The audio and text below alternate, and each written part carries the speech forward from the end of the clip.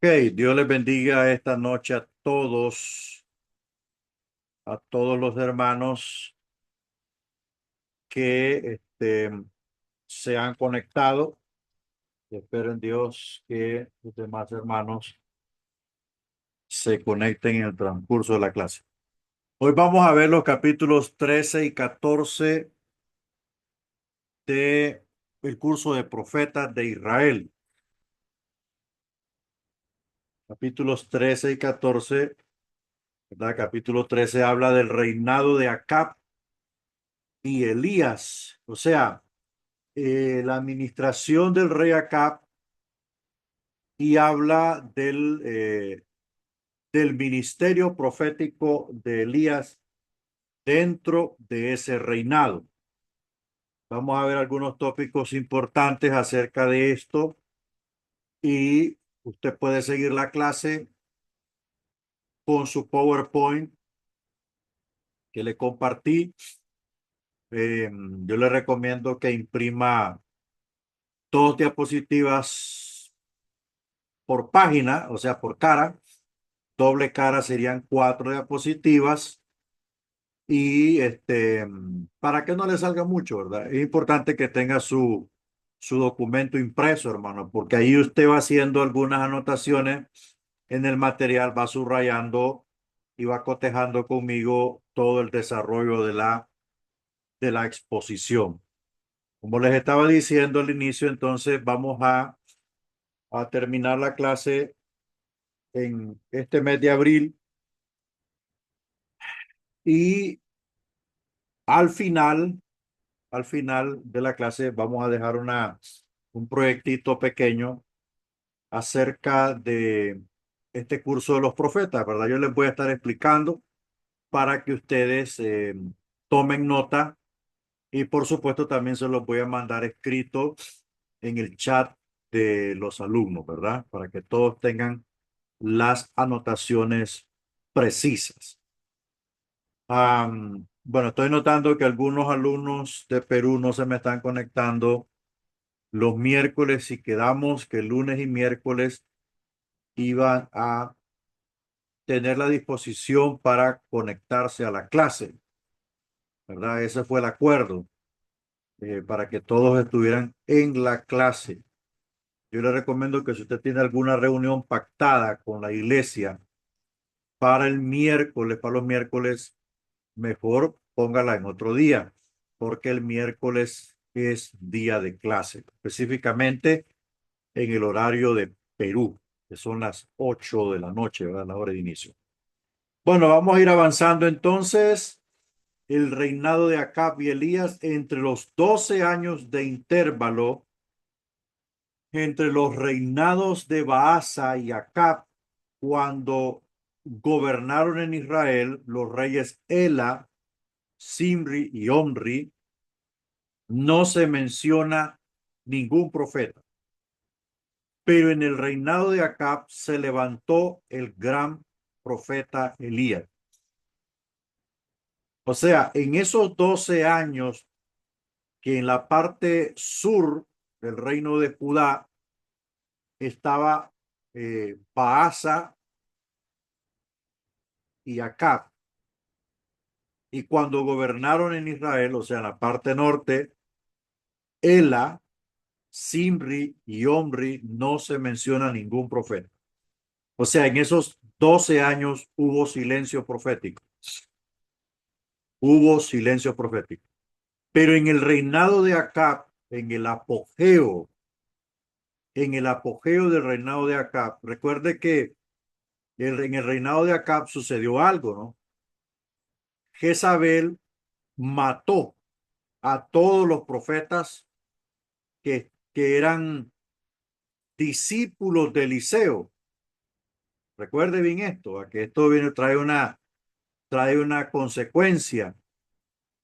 Por ejemplo, Eliseo funda la escuela de profetas, Samuel, perdón, funda la escuela de profetas y Eliseo le da continuidad, pero ese semillero, por decir así, para que en Israel no se escaseara la profecía, ese semillero ya sabemos que era un entrenamiento básico. y que estos hombres estaban en contacto con Dios a través de la consagración, a través de la oración, a través del ayuno, a través de una concentración al 100% con el llamado, ¿verdad? Con la vocación, pero que en su efecto era Dios quien los usaba, ¿verdad? Era Dios quien los usaba.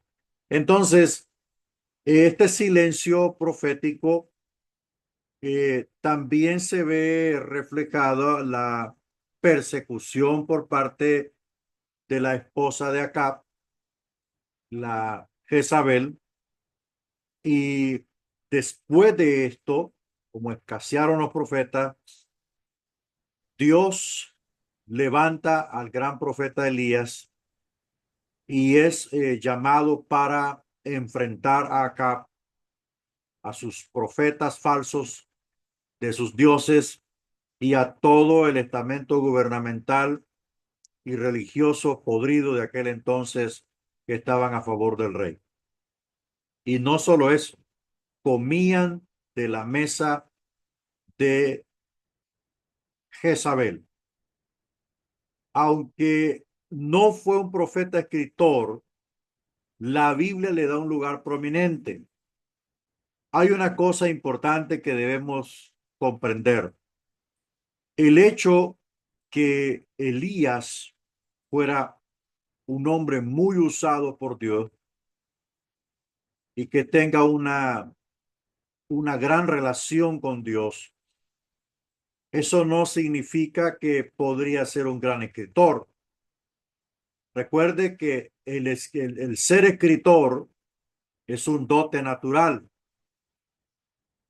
Dios sabe quién le podría servir bien en la escritura, pero de Elías no sabemos que escribió un libro, o mucho menos que tenía alguna inclinación literaria para convertirse en una persona, un pionero de la escritura. Sí le conocemos por las cosas grandiosas que hizo, pero no como un escritor como Jeremías, como Isaías, como el mismo Ezequiel o el mismo Daniel. Acab sucedió a su padre Omri. Recuerde que la dinastía de Omri es la peor, ¿verdad? Es la peor. La dinastía de Omri es la peor. Es la peor. Es la más terrible. Omri cometió un error que acarreó a Israel trágicas consecuencias en el plano religioso. El error fue establecer una alianza con los fenicios y casando a su hijo Acab con la Jezabel, hija del rey de los Sidonios. Esa alianza trajo terribles consecuencias. Jezabel trajo consigo el culto a Baal, la deidad cananea. La terca y dominante Jezabel no se contentó con que coexistiera el culto a Baal y el culto al Dios de Israel, sino que decidió acabar con la religión de Israel para introducir la suya, sin que Acab hiciese nada para detenerlo. Por eso es que aquí se saca una analogía, ¿verdad? O sea, una analogía es una comparación de semejanza con algo y se saca la analogía de que el hombre debe gobernar la casa. El hombre es llamado a gobernar la casa.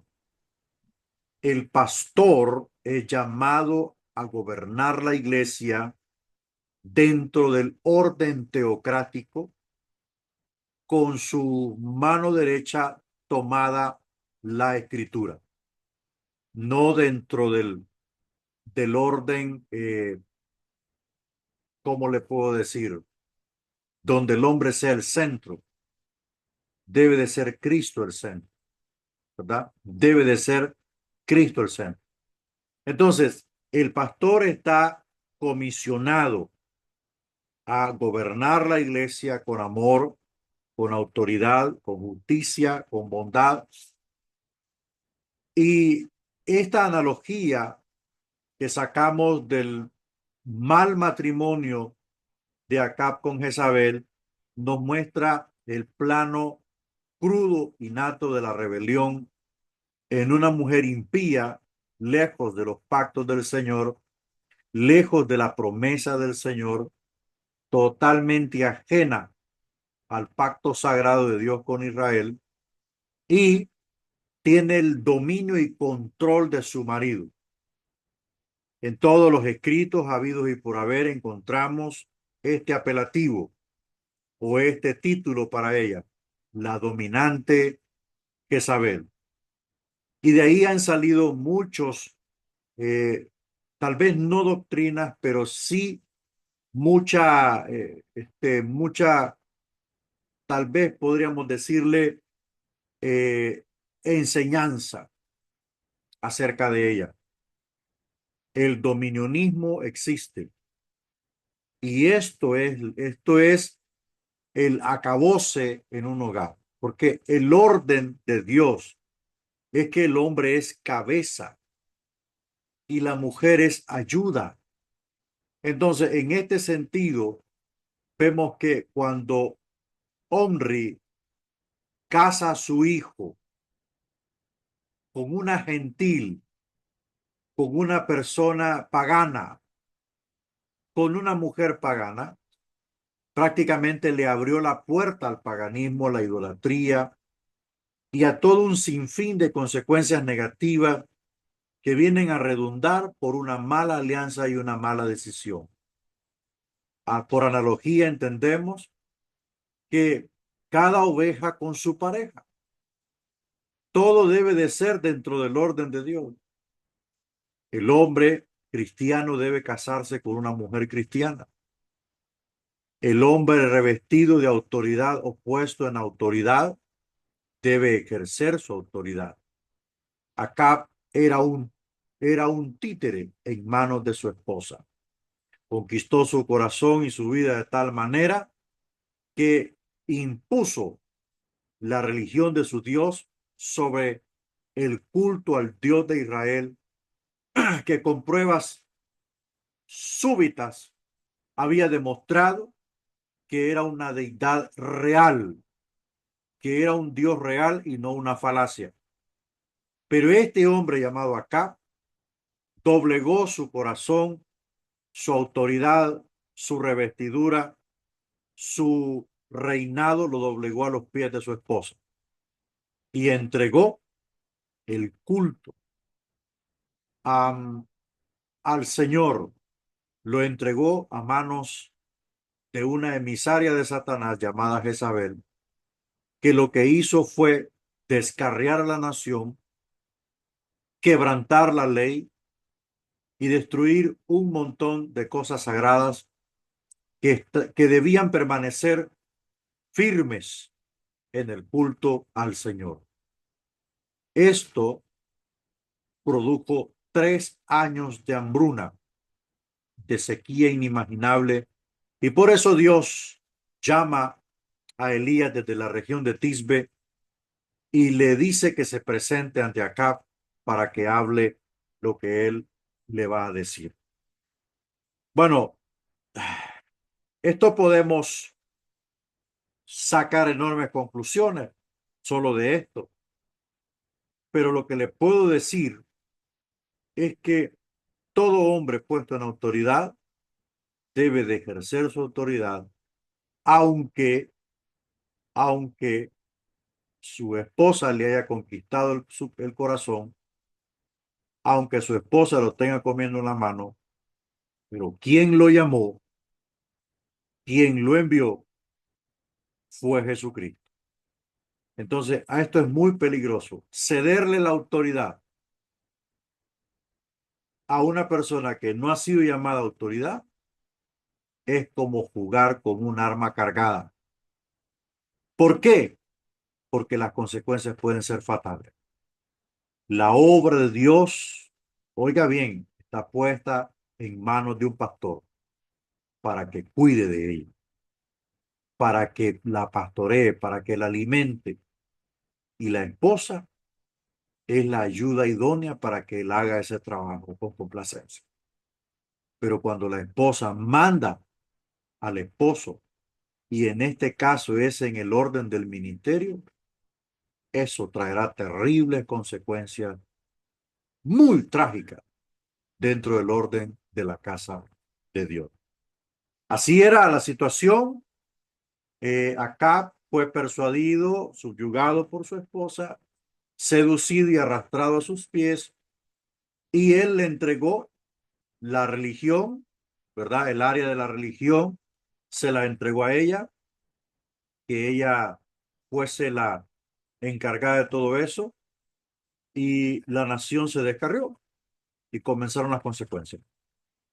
Veamos la tarea de Elías. Fue durante el reinado de Acab y Jezabel cuando fue llamado Elías a desempeñar su ministerio. La Biblia califica a tal reinado como el peor que pudo haber. Quizás fue este el motivo por el cual Dios levantó a uno de sus más grandes profetas, Elías. Número uno, su importancia excepcional. La Biblia atribuye a Elías un lugar único en tres aspectos. Número uno, ser una de las dos personas que no tuvieron que pasar por la muerte. O sea, solo hay dos personas que no vieron muerte. Uno de ellos se llamó Enoc, hijo de Matusalén, y el otro se llamó el profeta Elías.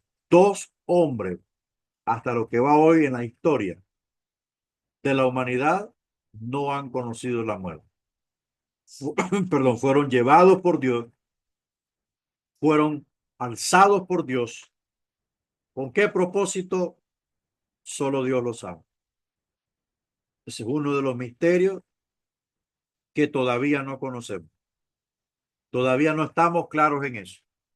Pero que estos misterios, estos eventos pueden ser los prototipos del evento masivo que estamos esperando los cristianos, el arrebatamiento o el traslado de la iglesia de la tierra al cielo de forma instantánea.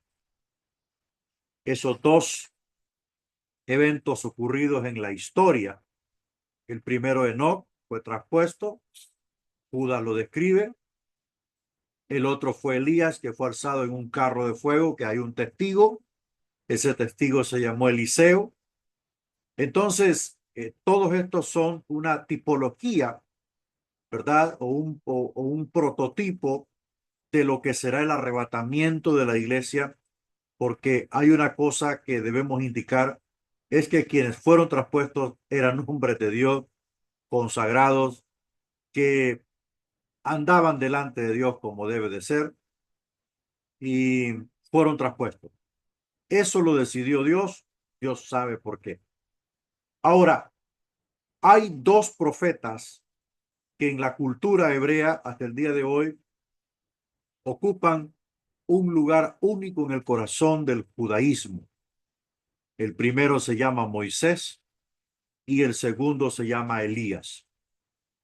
Hasta el día de hoy, los israelitas cuando celebran su fiesta del Shabbat, encienden dos velas, una para Moisés y la otra para Elías, en conmemoración al trabajo o a la grandeza de sus ministerios en favor de la nación de Israel. Número dos, ser una de las dos personas que Dios permitió que se apareciesen junto a Jesús en el monte de la transfiguración. Ahora, según Mateo 17:1, dice que Jesús se lleva aparte a Juan, a Jacobo y a Pedro y se transfigura delante de ellos. O sea, él se transformó y reveló su verdadera identidad en el plano, en el plano celestial, de acuerdo al orden natural. O sea, perdón, Jesús se revela a ellos como es verdaderamente, pero siempre dentro de las medidas del plano terrenal. No exaltado en gloria ni coronado en majestad. No, no, no. Revela lo divino que es Él. Y en ese momento aparecen dos hombres, ¿verdad? Dos hombres platicando con Él. Uno de ellos es Elías y el otro es Moisés. Entonces, a lo largo de la historia, se ha martillado mucho el significado de esto. Unos han dicho que serán los dos profetas que están delante del Señor y que un día vendrán a predicar al mundo. Y se ha dicho de todo. Dice Mateo 17:1. 6 días después, Jesús tomó a Pedro, a Jacobo y a Juan, su hermano, y los llevó aparte a un monte alto, y se transfiguró delante de ellos, y resplandeció su rostro como el sol, y sus vestidos se hicieron blancos como la luz, y he aquí les aparecieron Moisés y Elías hablando con él. Entonces, esta plática, nadie sabe qué hablaron, ni el mismo Pedro, que estaba allí, ni el mismo Juan, que ambos son escritores bíblicos. Jacobo murió decapitado. Ninguno de ellos registra la plática que tuvo Jesús con Elías y con Moisés.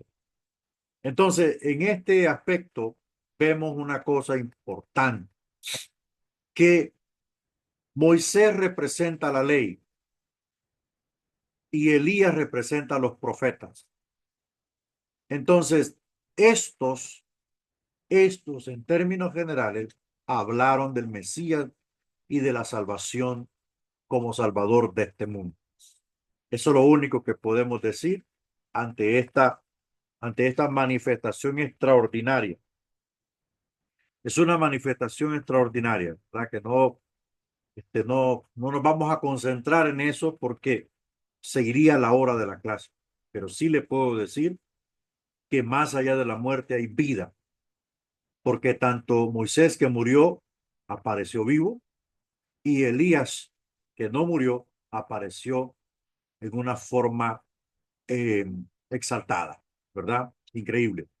Bueno, 3, que cuando Jesús preguntó a los discípulos qué opinaba la gente acerca de él mismo, una de las respuestas fue Elías, lo cual muestra el alto concepto que el pueblo tenía del profeta. Decían los discípulos, unos dicen que eres Elías. Más allá de estos aspectos, la Biblia también nos presenta en Malaquías 4:5 como Dios enviaría a Elías antes del día de juicio. Ese es otro misterio bíblico, ¿verdad? Que el Señor habla y dice, antes que envíe el profeta Elías, él hará volver el corazón de los padres a los hijos y el de los hijos a los padres.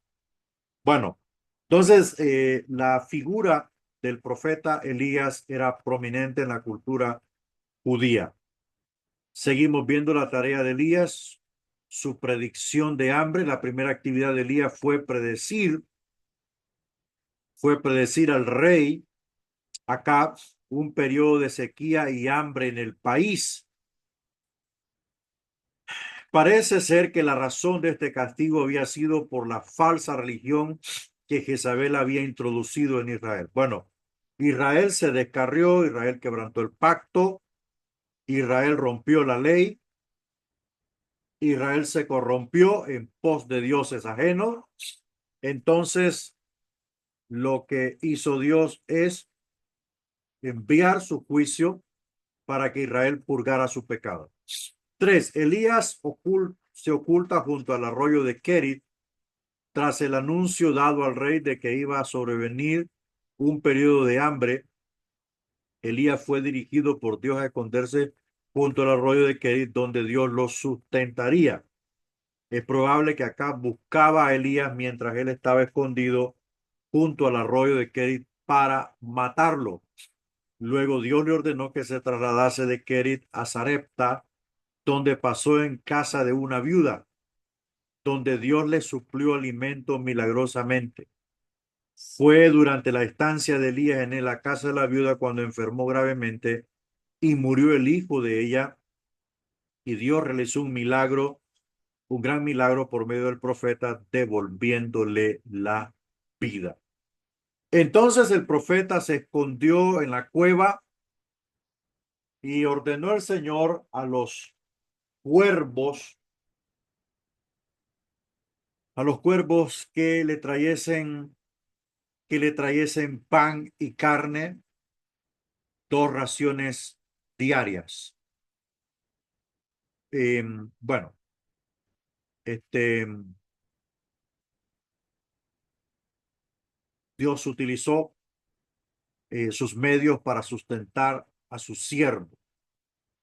Lo único que con la cuestión de los cuervos, muchas veces hemos interpretado que eran animales, eran aves, pero no eran aves. Los cuervos le llamaban a unas personas que se vestían de negro y estas personas eran como servidores de los profetas y se encargaban de suplir las necesidades de los profetas. Y Dios habló con ellos para que eh, cautelosamente le llevaran pan y carne al profeta por la mañana y por la tarde. Entonces Dios sustentó la vida del gran profeta Elías. 4. Elías desafía a los profetas de Baal cuando los 3 años y medio llegaron a su término. Dios le dijo a Elías que regresara a Israel con el propósito de concertar un desafío que confirmara la lección de que Dios había querido enseñar por la sequía y el hambre. Elías estableció contacto con el rey y le presentó el desafío al pedirle que se presentaran los profetas de Baal y de Acera junto con el pueblo. Este reto estaba destinado a proveer un medio de demostrar ante todo el pueblo quién era el verdadero Dios de Israel, lo cual Acab hizo lo que Elías le pidió. De esta manera el pueblo podía estar convencido de que Baal no tenía ningún poder y que no era lo que Jezabel decía que era un Dios. El resultado del desafío, Acab accede a los deseos de Elías. Tanto el pueblo de Israel como los profetas de Baal estaban presentes. Fue entonces cuando Elías tomó la palabra y comenzó a resumir la forma en que se iba a llevar a cabo el reto. Los profetas tenían que invocar a su Dios para que encendiese milagrosamente el fuego en un altar Baal. Y después Elías haría lo mismo en relación a un altar dedicado al Dios de Israel. El Dios que respondiera por medio del fuego demostraría ser el Dios verdadero. Así los falsos profetas sacrificaron el animal y comenzaron a invocar a Baal, y ante las burlas de Elías se cortaban con cuchillos. Todo eso de nada le sirvió, pues pasaba la tarde y Baal nunca respondió. Cuando le tocó el turno a Elías, mandó al pueblo a que se acercaran a un pequeño altar que se había erigido usando 12 piedras en representación de las 12 tribus de Israel. Echando agua sobre este, llenó la zanja y alrededor.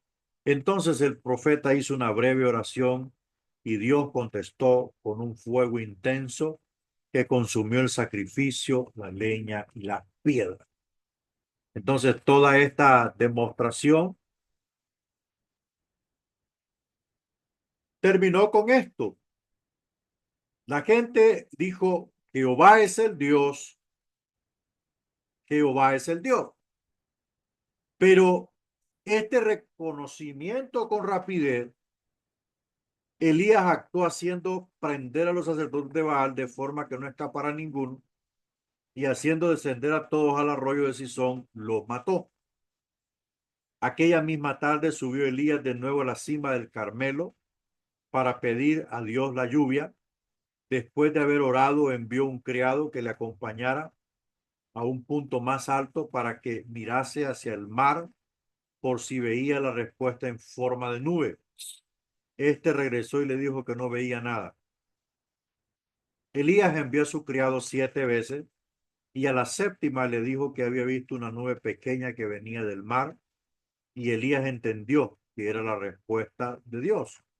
Luego mandó al criado que fuese a Acab y le dijera que tomara su carro para que la lluvia no se lo impidiera. Bueno, estamos viendo todo lo que hizo Elías al enfrentar a la más grande apostasía, a la más grande idolatría de todos los tiempos.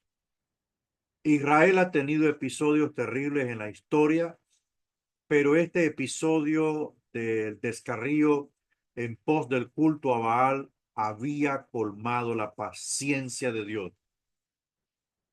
Todo no solamente era que la desviación del pueblo, sino que era un culto organizado, era una religión que venía del gobierno, era algo impuesto, era algo eh, con la categoría de religión del reino. Entonces, esto encendió la ira de Dios porque no hubo nadie, ni el rey mismo, que dijera, alto, detente, nadie, ni los sacerdotes, ni nadie se opuso a esto. Entonces, el, el, el rey, perdón, el Señor envió su juicio y la nación padeció 3 años y medio de hambre. Según la historia, los judíos tenían que cortarse el antebrazo derecho o izquierdo, coserlo y después comer. Era la única forma de sobrevivir, ¿verdad? Era la única forma de sobrevivir. Entonces Elías tiene la experiencia de enfrentar al más grande engaño y a la más grande usurpadora como Jezabel, ¿verdad? A la más grande mentira que llegó a Israel.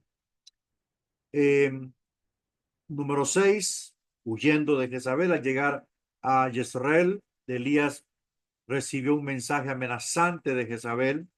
El profeta, tan fuerte en el episodio del Carmelo, se mostró muy débil, huyó de su casa aquella misma noche, dejando al criado, siguió adelante solo y sentado debajo de un enebro, pidió a Dios que le quitara la vida. Pero Dios no accedió a la petición de Elías, sino que envió su ángel para que le asistiera. Atravesando el desierto del Sinaí, llegó hasta el monte de Oreb, la montaña de Dios, ¿verdad? Restauración, hallando una cueva en la cual quedarse pronto, vino a Elías la voz de Dios con las palabras: ¿qué haces aquí, Elías? Esta pregunta tuvo que llegarle muy hondo al profeta. Quizás Dios le decía por qué estaba allí, ya que la gran prueba se había llevado a cabo en Israel, habían vencido. O sea, hay una cosa importante allí. Dios demostró que él era Dios. Elías demostró que quien estaba con él era el Dios de Israel, el Dios del pacto. Pero no nos dice que Israel se arrepintió. Solo lo reconocieron de boca, pero no nos dice que se arrepintieron.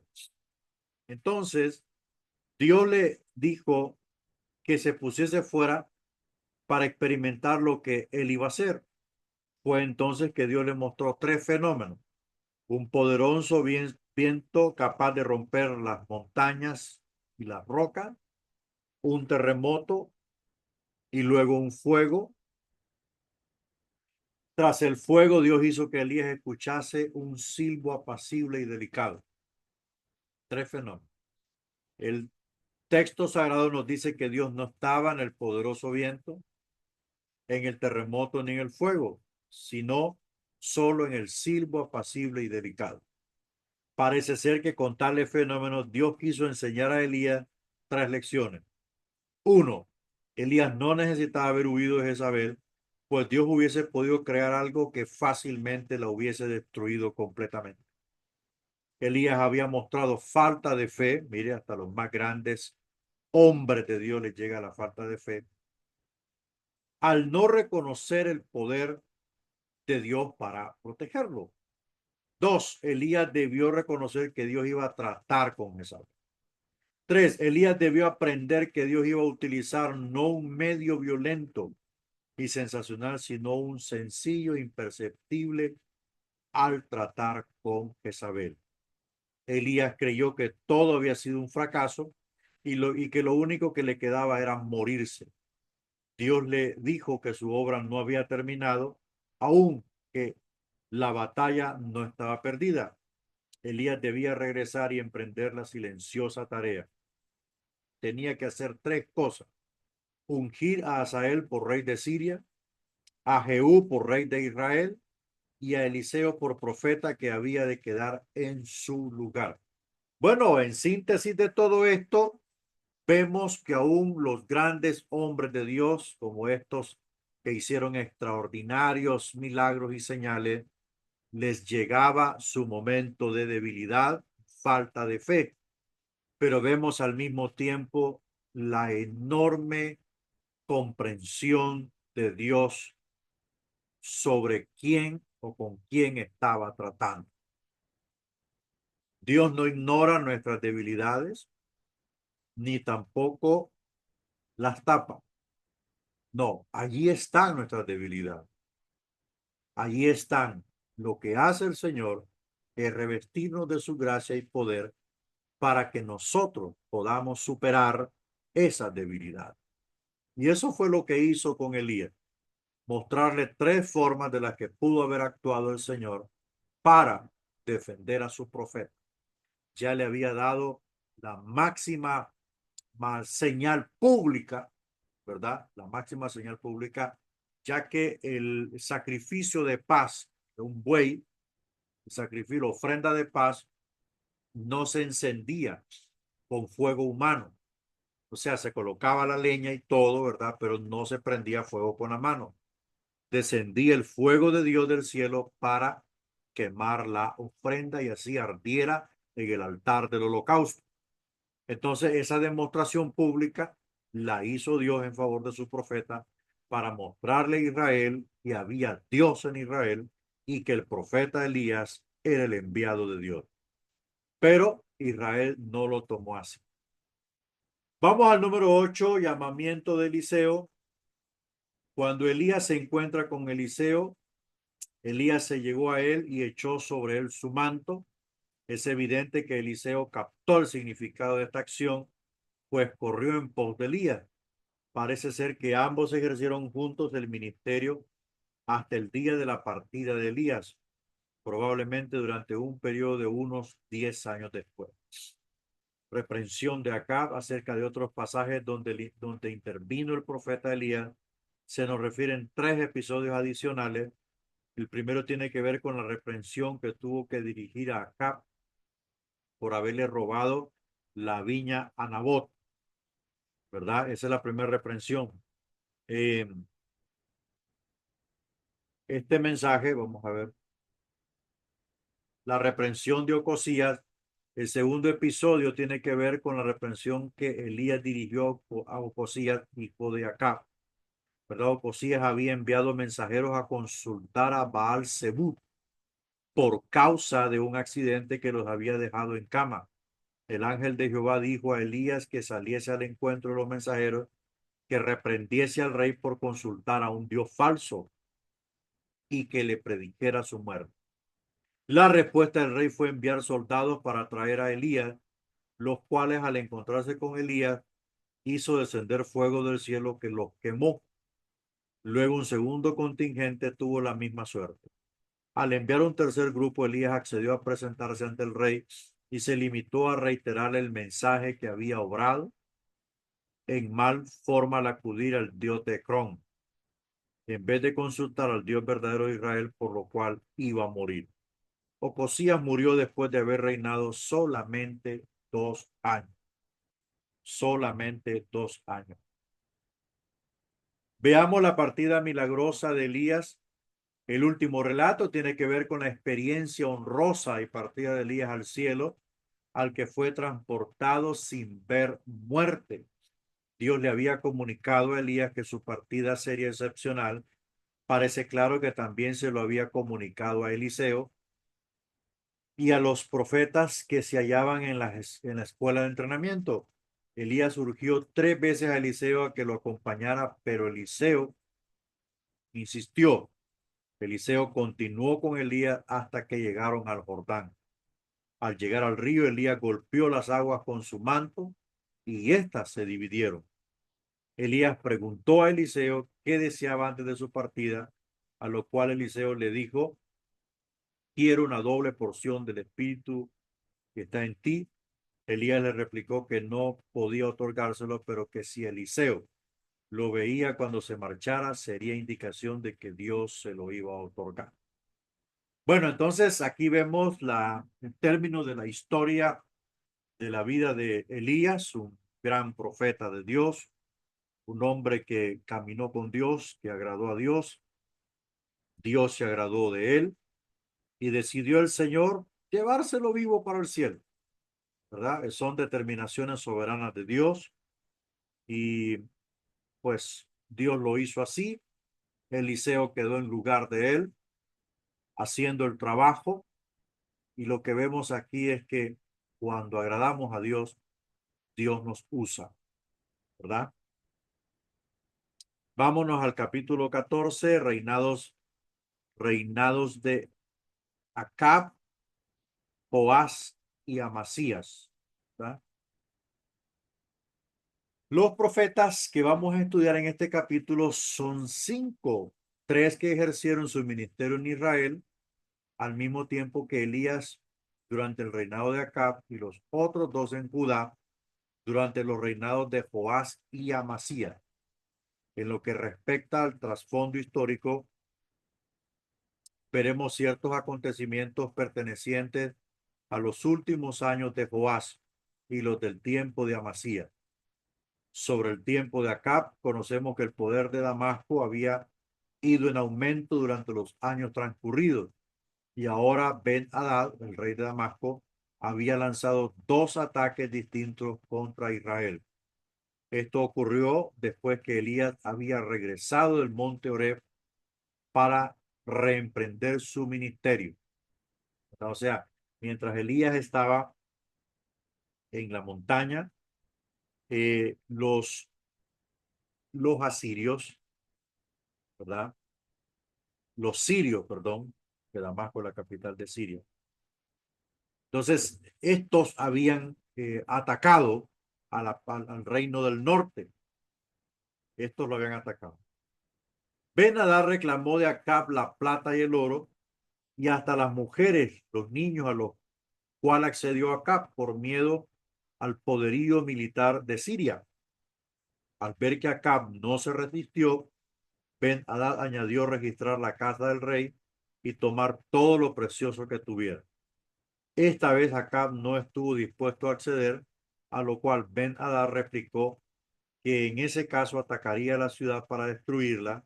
Es aquí donde Dios hace intervenir a uno de sus profetas. Dios intervino a favor de Israel, dándoles la victoria por dos veces contra Siria. Posteriormente, Acab combatió de nuevo contra Ben-Hadad en la batalla de Ramot de Galad, donde finalmente murió Acab por la palabra predicha por el profeta Micaías.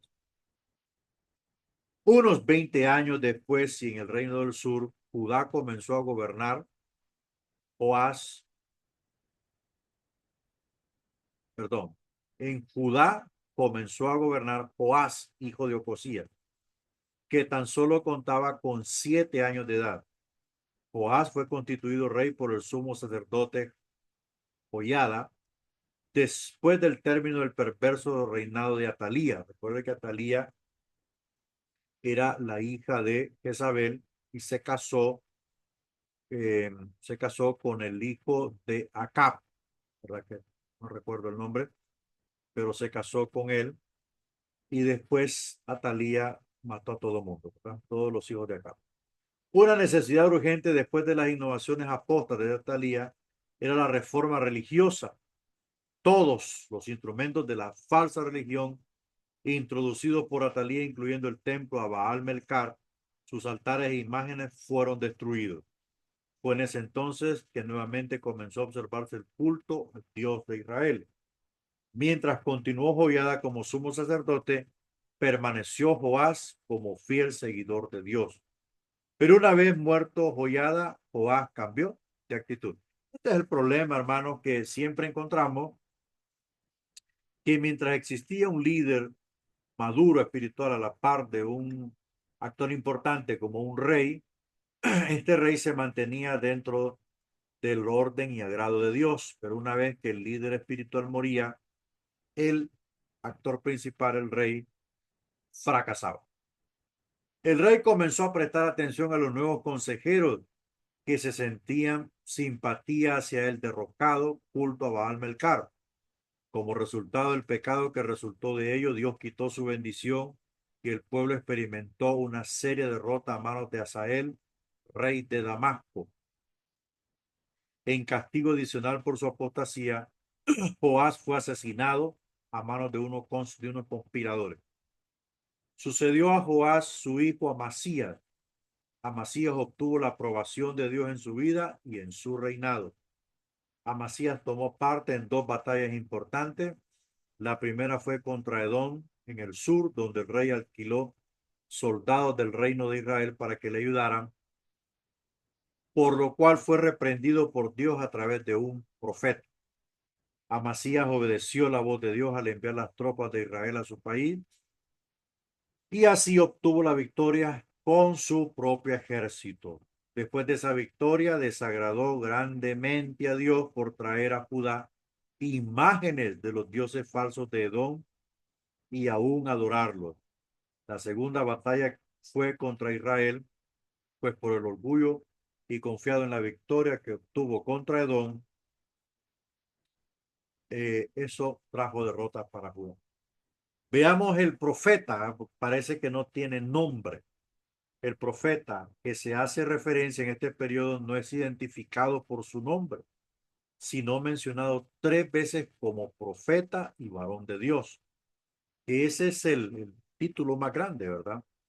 El título más grande para un servidor de Dios es que le digan varón de Dios. Su obra, dice, las tres referencias a este profeta ocurren en conexión con las dos ocasiones en que Ben-Hadad fue derrotado por Acab. Dicho profeta jugó un papel muy importante en ambas derrotas. Alentado por el mensaje de Dios, Acab salió al frente de sus tropas. Cuando se libró la batalla, las tropas de Israel lograron una completa victoria, poniendo en fuga a los sirios. Después de esta victoria se llegó de nuevo al profeta, al rey, para decirle que fortaleciera su ejército y se mantuviera alerta porque el rey de Siria vendría nuevamente contra él.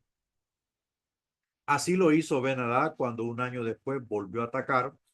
Fue entonces cuando vino de nuevo el profeta al rey de Israel y le dijo, ¿verdad? 7 días estuvieron ambos ejércitos el uno frente al otro y al séptimo día se libró la batalla consiguiendo Israel una nueva victoria. Bueno, seguimos analizando el perfil del profeta. Veamos su condición espiritual. Este profeta se mantuvo en un nivel alto de espiritualidad a los ojos de Dios por cuanto sus mensajes se caracterizaron por el aliento y la esperanza. Un detalle que habla a favor de él es que recibió de Dios esas revelaciones. Entre más alto sea la espiritualidad de una persona, está más cerca, o sea, está en una relación muy especial con Dios. Disponibilidad para el ministerio, veamos si este varón era. También se debe notar que el profeta presentó disponible al llamado de Dios, quien lo llamó por veces y en cada una obedeció y comunicó al rey mensajes de considerable esperanza. Siempre estuvo atento. Ahora vamos a ver un hijo de los profetas. Un segundo profeta del que se tiene referencia no es identificado por su nombre, sino se le llama un varón de los hijos de los profetas. Su obra, la obra de este profeta, consistió en reprender a Acab por su complaciente con Ben-Hadad y lo hizo por medio de una lección objetiva. Primero dio a un compañero suyo que le hiriese, pero él no quiso. Entonces le rogó a otro y éste lo hirió. Esperó luego el joven profeta en el camino por el por el que iba a pasar el rey y se disfrazó poniéndose una venda en la cara. Al oír las palabras del rey, el profeta se quitó el disfraz a fin de que el rey supiera que era uno de los profetas y le dio el mensaje. Su persona, dice, este profeta, al ser llamado un hijo de los profetas, era con toda evidencia uno de los profetas que se hallaban en periodo de entrenamiento. Bueno, estos profetas que no tienen nombre, podemos ver que no les interesaba aparecer en primera plana, les interesaba cumplir la orden de Dios.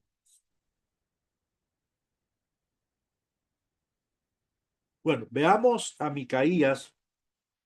Micaías sí hizo una obra tremenda. El tercer profeta de los tiempos de Acab es Micaías, al que aludimos anteriormente, segunda de Crónicas 18:1 al 34. Es un extenso pasaje de la Biblia, usted lo puede leer.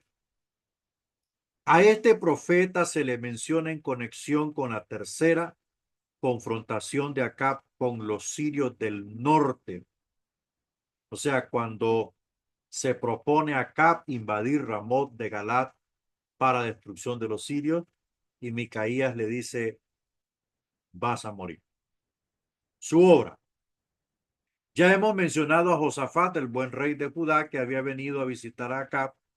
Mientras se encontraba allí, Acab le sugirió que fuesen ambos juntos a lanzar una ofensiva. Josafat no tuvo inconveniente, pero pidió saber la voluntad de Dios en el asunto.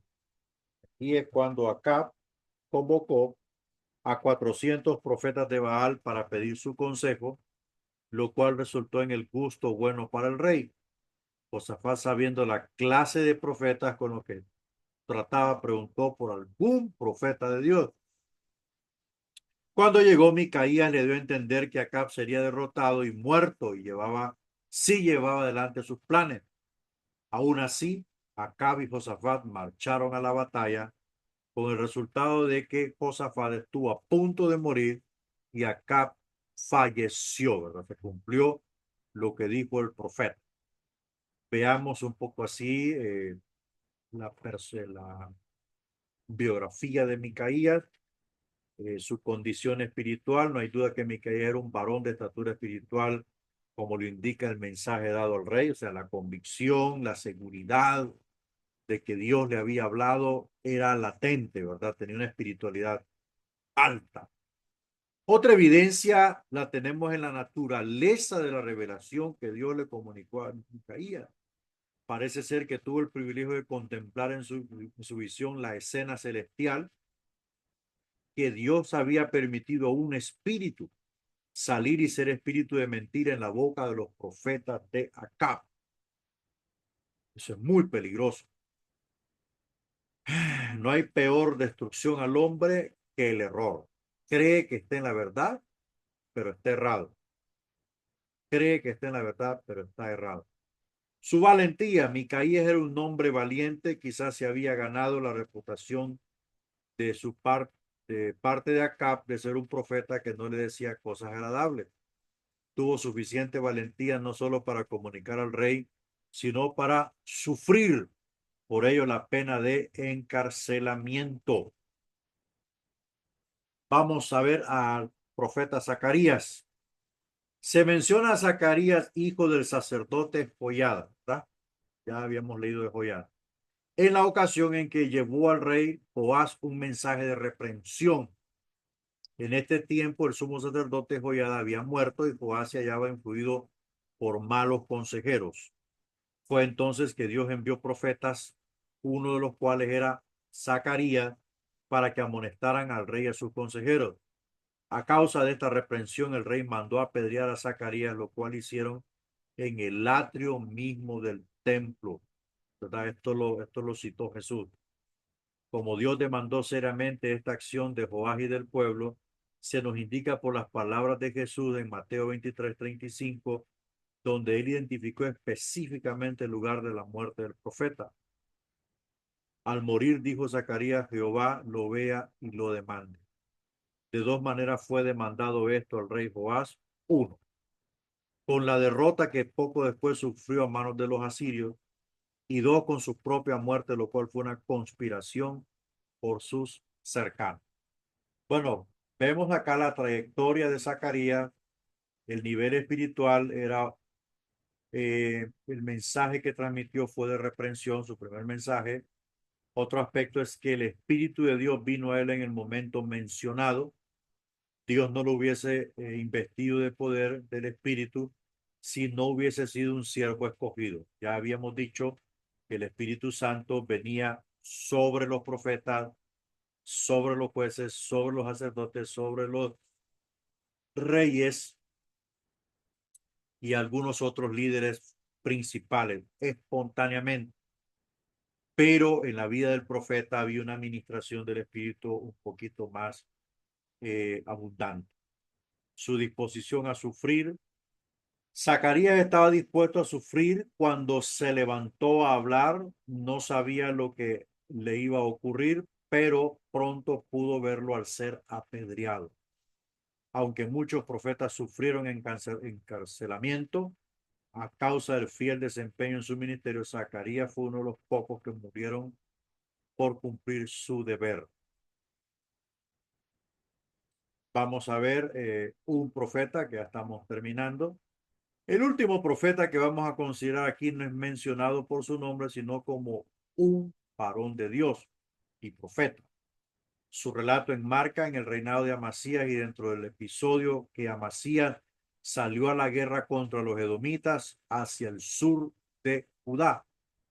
Su obra, la tarea de este profeta, consistió en dar primero ciertas instrucciones a Amasías, seguido de un mensaje de reprensión, como el rey quería disponer de un ejército poderoso para marchar contra Edom.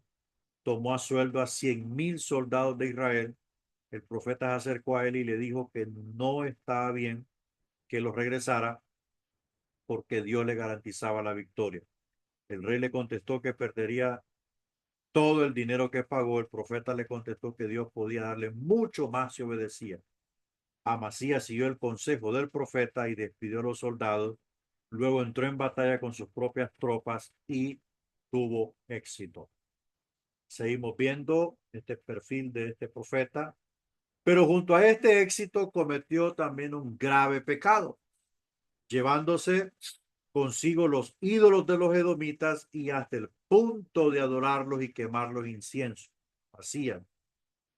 Esto motivó la reprensión de Dios cuando se encendió su ira y dando un mensaje al profeta. Usted puede ver ahí, ¿verdad? Los textos bíblicos. La persona de este profeta muestra claros indicios de un hombre muy espiritual, de un gran valor y de una gran convicción. Bueno, terminamos ahí capítulo 13 y capítulo 14, ¿verdad? Ya llevamos 14 capítulos los profetas, de los profetas. Bueno, al terminar la clase vamos a la materia, ¿verdad? Los últimos, faltan ocho capítulos, son 22. Al terminar todo esto, yo le sugiero que usted vaya haciendo su cuestionario. Haga sus cuestionarios, no se deje acumular las tareas, ¿verdad? Hágalos, porque voy a pedir un proyectito de investigación para todos. Entonces es necesario que usted ya no tenga compromiso de aquí a las últimas 8 capítulos que faltan, ¿verdad? Así que hermanos, si tienen alguna preguntita, si hay alguna pregunta, Sí, pastor. sí, hermano Juan Es, Carlos. los cuestionarios que usted dice, ¿a qué se refiere, pastor? ¿Qué es lo que podemos hacer ahí? Bueno, usted saque las preguntas más importantes. Usted puede, bueno, si en la clase yo di 3 capítulos, saque un cuestionario de esos 3. Si en la clase yo di 2 capítulos, saque un cuestionario de esos 2 capítulos, ¿verdad? Y me los va mandando. Ya hay alumnos que lo están haciendo y voy leyendo todas las preguntas y todo, ¿verdad? Entonces, para que usted se retroalimente de todo lo que estamos virtiendo en la clase y usted va sacando sus... Un resumen, como un resumen. No, un resumen es diferente, Como un resumen, pastor. es preguntas y respuestas. Preguntas, usted formula su pregunta, ahí mismo usted la responde. Ese es un cuestionario. Y el... Ya entendí. Sí, Uno ah, mismo lo formula la pregunta. correctamente. Ya entiendo, pastor. Es más práctico, ¿verdad? Súper más práctico. El resumen lleva mucho trabajo porque hay que leerlo bien, de ir resumiendo lo más importante o aportando su propia opinión, pero el cuestionario es más práctico. Nos ayuda a concentrarnos en lo más esencial eh, del material. Honestamente, la palabra correcta es guía de aprendizaje, así se llama. Entonces, al final del término de esta clase, si Dios lo permite, finales de abril, último miércoles de abril, creo que terminamos. Entonces, voy a asignar una investigación, ¿verdad? Tipo biográfica, para que todos ustedes trabajen. Yo le voy a asignar a quién va a investigar y así usted, pues, objetivamente y puntualmente me la va a mandar para poderle evaluar su desempeño en esta clase. ¿Alguna otra pregunta, hermanos? Amén, pastor. Creo que el hermano, ajá, hermano John, sí. El hermano Orlando Sí, también quería preguntar. Ya le voy a dar la palabra. Diga, hermano. eh, ¿cómo es?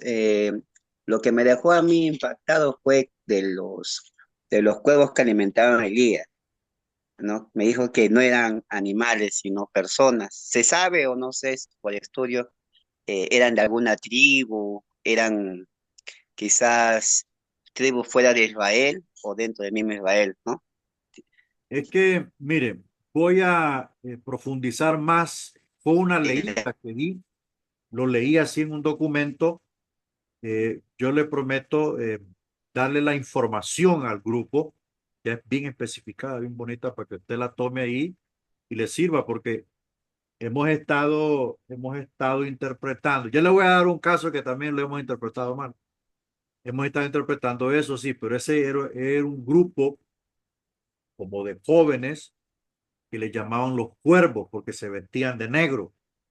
Entonces a ellos fue que Dios le dio la orden, porque si usted ve el cuervo es un ave carroñera, entonces no podía usar Dios un carroñero para darle de comer a su profeta. Y otro ejemplo de mala interpretación de la Biblia es cuando Jesús dice, tú me negarás no, me negarás 3 veces antes que el gallo cante. A donde Jesús estaba preso, que era en el patio de Anás, y a la hora que estaba, no habían gallinas, ni pollos, ni gallos. No. Lo que sonó allí fue ¿cómo le digo? Es como una especie de trompeta, porque la guardia pretoriana tenían horarios de vigilancia. Entonces, a ese momento que Pedro niega al Señor 3 veces, se cumple el horario de cambio de guardia. Y sonaba una especie de como de trompeta que en latín significa gallo. Olvide el nombre, hermano. Entonces sonó ese trompetazo como ¿cómo le digo? Como un sonido como cuando llaman a asistencia, ¿no? Y en latín, el nombre de ese pito, por decir así, en español es gallo. Entonces Jesús se refería a eso, no a un gallo, porque en primer lugar, a esa hora que el Señor está allí y que a Pedro lo enfrentan, lo confrontan, en ese horario ningún gallo está despierto, porque era de noche, ¿verdad? Entonces, los gallos y las gallinas a las 6 de la tarde, bueno, los de mi esposa, a las 6 de la tarde están viendo los niños. A las 9 de la noche ni les hable porque no le van a responder. Peor para que cante. Esa es una pequeña aportación. Yo creo, hermano Orlando, usted quería opinar. Pastor, sí, ya que estamos en el tema de profetas, de repente que yo quería que también un poquito profundizar el tema de profetas mayores, profetas menores, y a este tiempo, no sé si siguen saliendo los profetas mayores y los profetas menores. Gracias. Esa sería la pregunta, pastor, en detalle. Gracias, buena pregunta. Bueno, los profetas mayores son categorizados allí porque escribieron bastante, ¿no? O sea, no es que hicieron más milagros ni nada de eso, porque su escritura, su aporte al canon del Antiguo Testamento fue muy grande.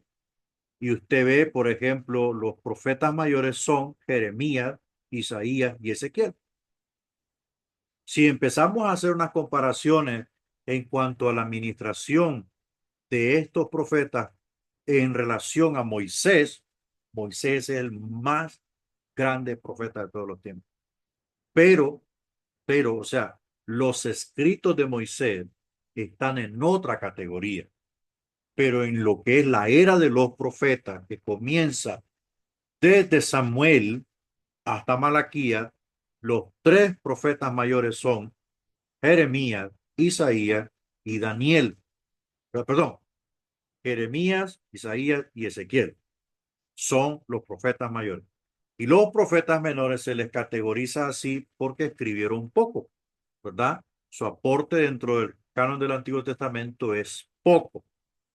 Hay libros, por ejemplo, Ageo, es poco lo que escribió, Habacuc es poco lo que escribió en relación a Isaías, ¿verdad? El libro de Isaías es enorme, el libro de Jeremías también, Ezequiel también, entonces vemos que es por eso. Ahora, la pregunta puntual que yo sabía que me la iban a preguntar es que si hay profetas. Yo ya respondí y yo les he dicho, amados hermanos, es mi opinión personal. No es una doctrina, no es una enseñanza del concilio Alfa y Omega, no es un punto de vista del concilio Alfa y Omega, es una interpretación personal mía. Para mí, sí, el Espíritu Santo tiene profetas, sí tiene profetas el Espíritu Santo, ¿verdad? Porque sucedió conmigo. O sea, no le estoy hablando que yo lo vi en internet, sucedió conmigo para que yo pudiese venir a un Rosario Lancho a pastorear. Movió una mujer de a 1 hora 40 minutos de donde yo vivía antes, la movió. Nunca nos habíamos encontrado, jamás en la vida. Yo no sabía que existía. Y llegó a mi taller, porque yo soy ebanista, yo hago muebles, puertas, bueno, los hacía en aquel tiempo y ella llegó y quiso que le hiciera un trabajo. Yo le dije, bueno, yo en 8 días se lo entrego, pero después volvió, a los 3 días vuelve. Y le dije hermana, le digo yo, son 8 días. No me es que yo no vengo por el mueble, yo vengo porque Dios me dio una palabra para usted. Hermano, me describió el lugar donde yo iba a pastorear. Yo ya conocía este lugar. Hermano, me lo describió de una manera, hasta una colina que hay detrás del templo, me la describió. Y me describió dónde iba a ser construido el templo, porque este templo de Obreros de Cristo no había sido construido. Se empezó a construir cuando yo decidí venirme por acá con mi familia. Entonces, hermano, o sea, para mí, para mí, sí existen profetas de verdad, que no les gusta la primera plana, que sirven a Dios, que hablan con Dios, Dios habla con ellos de alguna manera y les muestra cosas increíbles que solo Dios las conoce. ¿Por qué lo digo? Porque para mí Dios no cambia. Dios es el mismo ayer, hoy, por los siglos de los siglos. Dios no cambia. No pueden morir los ministerios del Espíritu Santo, no pueden morir los ministerios, porque todos los ocupa el Señor. Ahora, en el nivel de los primeros, no creo que estén. En el nivel, los profetas de hoy, en el nivel de los profetas que estamos hablando como Elías, no creo que estén, pero sí son útiles para la obra de Dios, ¿verdad? Espero poderles responder, pero recuerden, es mi opinión. Yo respeto su opinión, respeto la posición del concilio, pero yo tengo mi opinión y no hay ningún problema, ¿verdad?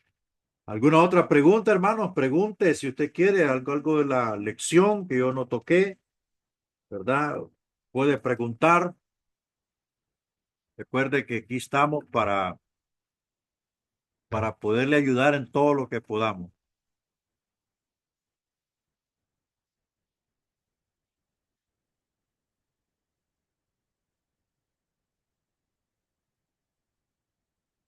Bueno, hermana Sandy tiene problemas, ¿verdad? Sí, estoy viendo acá.